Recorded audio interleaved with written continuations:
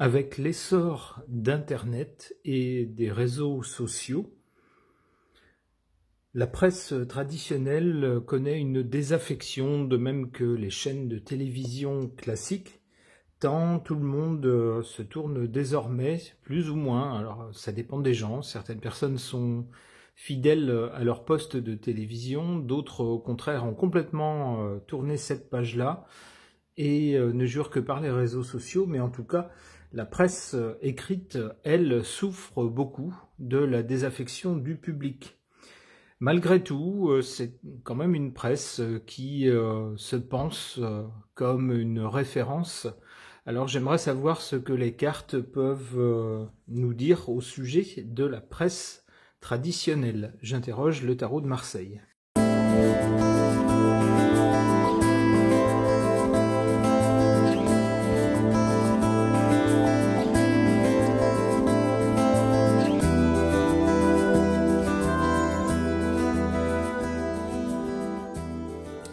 La suite de cartes est assez parlante, avec un petit clin d'œil ici, avec cette carte qui s'appelle Le Monde. Lorsqu'on parle de presse écrite, justement, ça fait sourire, puisque l'un des grands titres de la presse écrite française s'appelle Le Monde. C'est un journal qui s'appelle Le Monde. Alors, au-delà de cette anecdote, on a cette carte ici, qui nous dit deux choses, qui nous parlent de succès, de grands succès, ici du côté du passé. Effectivement, autrefois, le meilleur moyen de s'informer, c'était d'acheter les journaux et magazines, et c'est ce qui a fait leur fortune, et très souvent, même d'ailleurs, au-delà des frontières, on avait des journaux français, on pouvait trouver des journaux français ailleurs, dans d'autres pays, par exemple, et puis c'était un phénomène mondial. Pour le présent, on a encore une presse qui se voit comme un pouvoir avec ce soleil.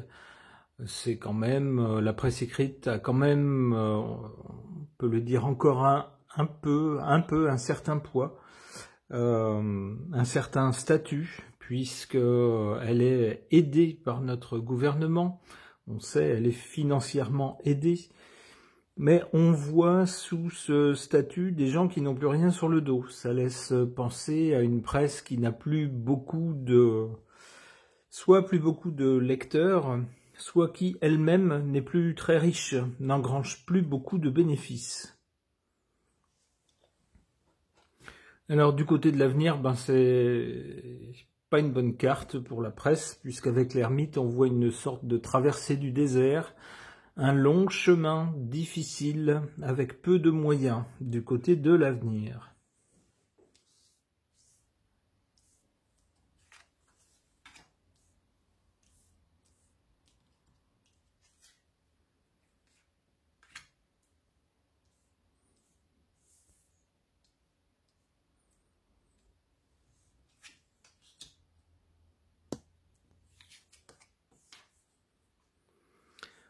En défaveur de la presse écrite, on a cette carte de l'étoile qui représente normalement une protection, un espoir, mais ici elle est en position défavorable, c'est-à-dire que l'espoir disparaît pour la presse écrite au fur et à mesure que l'on avance vers les nouvelles technologies, évidemment, plus ça va, moins les gens s'intéressent à la presse écrite. Et puis au niveau protection, c'est la même chose.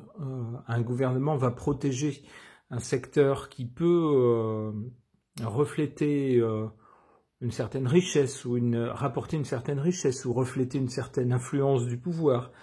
Mais le pouvoir ne protégera pas un secteur qui ne rapporte plus rien, que personne ne suit, et puis qui ne relaie plus, ou si peu, la pensée et la parole de ceux qui nous gouvernent. D'où ici cette carte de l'étoile, qui serait normalement une bonne carte, mais ici elle est en position négative, ce qui n'est pas de bon augure pour la presse écrite. Cette dernière peut malgré tout compter sur la justice. Pourquoi ? Eh bien, on a vu par exemple récemment dans plusieurs pays, dans des pays différents, des actions de la presse écrite contre les géants technologiques tels que, alors ça peut être Google, ça peut être Bing, ça peut être Microsoft, ce que vous voulez, tout un tas de navigateurs Internet qui sont couplés à des moteurs de recherche et qui permettent de voir, via une recherche sur Internet, des articles ou des extraits d'articles de journaux écrits. Alors, pour les éditeurs de ces journaux, c'est une sorte de vol du copyright. Et certains ont intenté des actions en justice. Alors, avec cette carte ici en position favorable, cette carte tendra à nous dire que, alors même si ça ne sauvera probablement pas le secteur, en tout cas, la justice jouera en leur faveur, reconnaîtra que il y a bien eu, on va dire de la copie, pour ne pas dire du vol, d'informations ou d'articles normalement publiés par cette presse écrite, et puis ensuite balancés un peu partout à cause des moteurs de recherche sur Internet et des sites Internet. Donc la justice joue bien en faveur de la presse écrite.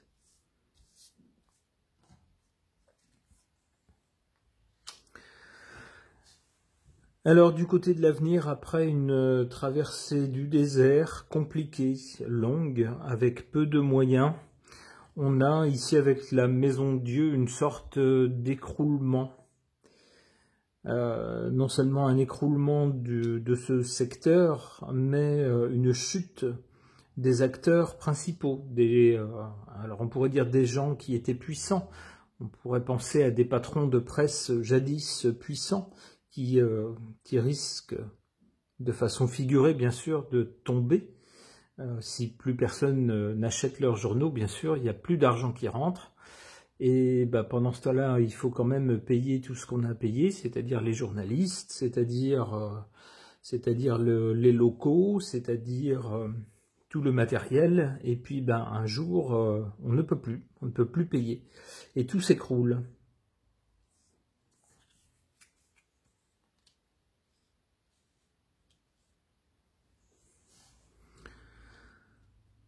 Le chariot suggère une action ensuite rapide lorsqu'il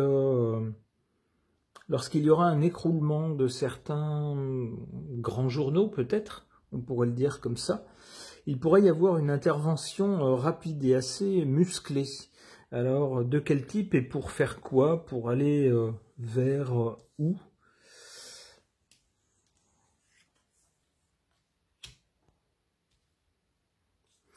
Le pape.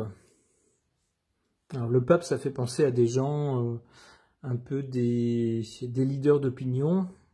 Ça pourrait être ça. Alors ça pourrait être des syndicats aussi, enfin des leaders syndicalistes. Ça pourrait être aussi des gens qui vont dire, par exemple, Internet, c'est pas bien, c'est n'importe quoi, ça répand toutes sortes d'informations, c'est pas sérieux. Il faut vous fier à la presse écrite, ce sont des professionnels, ils sont sérieux, patati patata. Ça pourrait être ça aussi. Une intervention de gens comme ça qui vont tenter de faire durer un peu le malade. Ouais, mais on voit qu'il y a quand même un rapport de force. Alors, qui est qui dans cette carte-là, je ne sais pas. Mais j'y verrai le rapport de force entre le traditionnel, le papier, et puis les nouvelles technologies. On peut pendant un moment tenir en respect les nouvelles technologies, mais on ne peut pas empêcher la vie moderne d'avancer. On ne peut pas non plus toujours se replier vers l'ancien, vers ce qui avait cours autrefois et qui est remplacé par des choses plus modernes.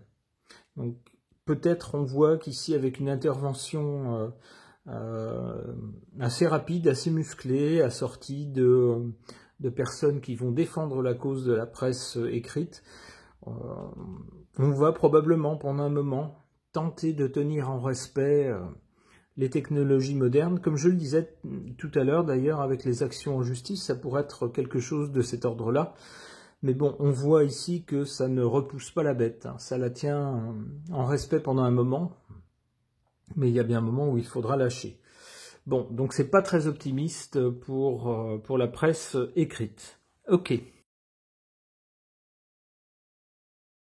Concernant la presse écrite française et son avenir, j'interroge l'oracle du 6e jour du collègue et ami Phil Voyance.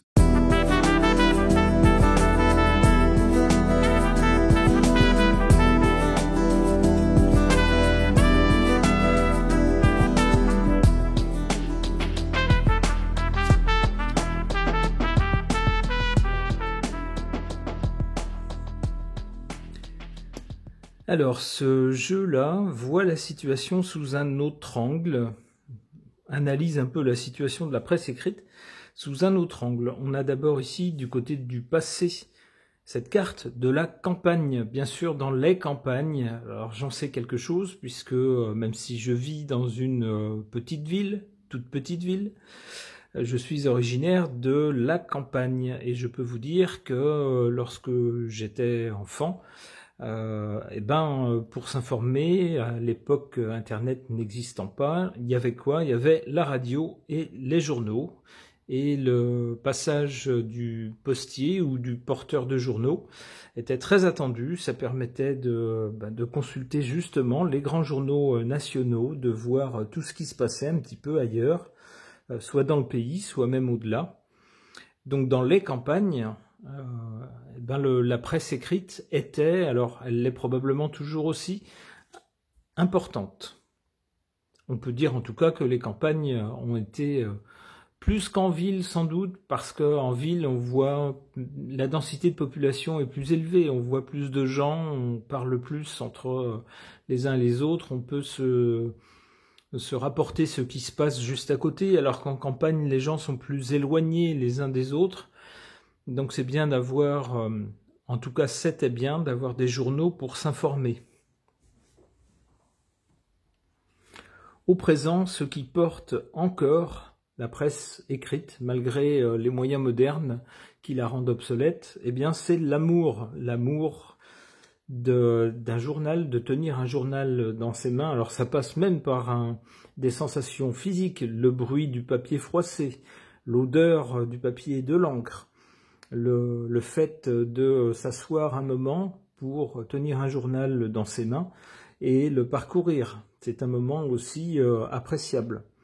Ça participe de ça. Et puis, l'amour, c'est aussi tous les souvenirs qu'on a, les habitudes qu'on a prises par rapport à tel titre ou par rapport à l'habitude de feuilleter un journal. Tout cela fait qu'il y a des gens qui, malgré la technologie, sont attachés à leur journal écrit. Du côté de l'avenir, c'est un peu moins bon, avec ici la médisance. Alors la médisance, ça peut être plusieurs choses. Ça peut être d'abord certains journaux de presse écrite qui jadis étaient très objectifs, qui faisaient référence justement, qui faisaient un vrai travail de journalisme, c'est-à-dire qui rapportaient des faits et qui analysait ces faits mais sans juger dans un sens ou dans l'autre et posait des questions, amenait les gens à se poser des questions. Et bien maintenant, on a beaucoup de journaux qui ne font plus ça, mais qui relaient purement et simplement la parole des puissants. Ce n'est plus du travail de journalisme, évidemment. D'où cette médisance. On peut avoir beaucoup de critiques face à ce qui n'est plus du journalisme. Mais à l'inverse, la presse écrite peut se montrer, et d'ailleurs elle ne se gêne pas pour se montrer, médisante envers les moyens d'information modernes, en disant ces gens ne sont pas des journalistes, ils colportent n'importe quoi, la moitié de ce qu'on lit sur Internet c'est de l'affabulation, ce n'est pas une source d'information sérieuse. Donc la médisance va dans les deux sens. Et donc qu'il s'agisse de presse écrite ou de presse numérique, on va dire, de moyens d'information numérique, le malaise, j'allais dire, c'est pas vraiment du malaise, c'est pas de la haine non plus, il faut pas exagérer, mais du moins le mépris est réciproque.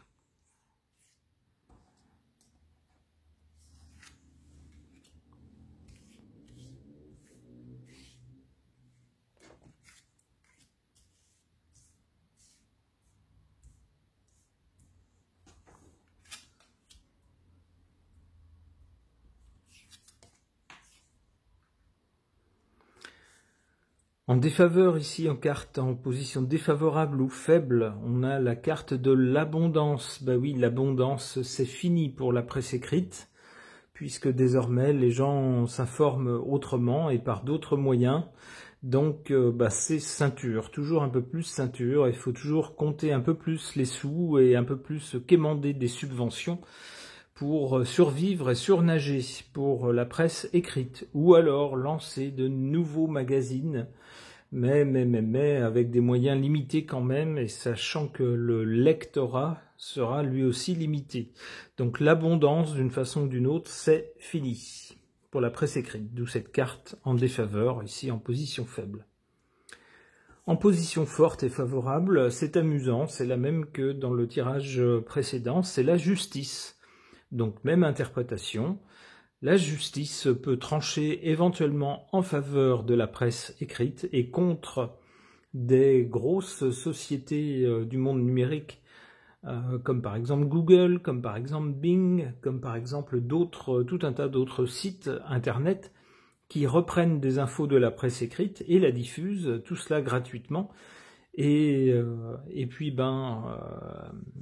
les titres de presse écrite qui, eux, ont ramé, ont dépensé de l'argent pour produire de l'information, eh bien, voient les gens s'informer gratuitement avec leurs infos, mais sans, eux, toucher un centime. D'où, parfois, des actions en justice.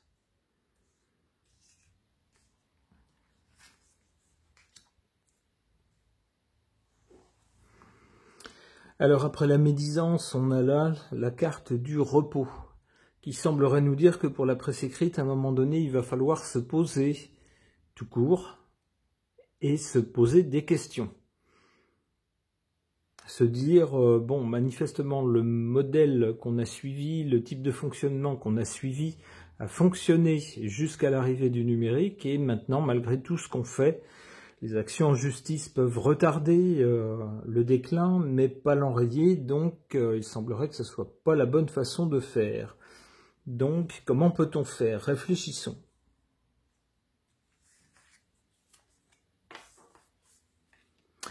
Voilà, les travaux, c'est-à-dire qu'il va falloir repenser complètement le modèle de la presse écrite pour proposer autre chose, d'autres formats, peut-être un autre contenu, peut-être une autre façon pour les gens d'accéder à de la presse papier.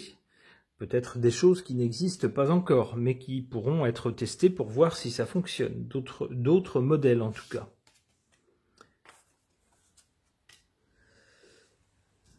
Alors, les festivités, ça pourrait être, par exemple, de proposer aux lecteurs de presse écrite des événements spéciaux auxquels on n'aurait droit que les abonnés, par exemple, à la presse écrite, d'où les festivités. Ça pourrait être ça. Allez, hop, cette fois-ci, c'est la DER. Des DER, l'élévation. Alors, l'élévation, c'est...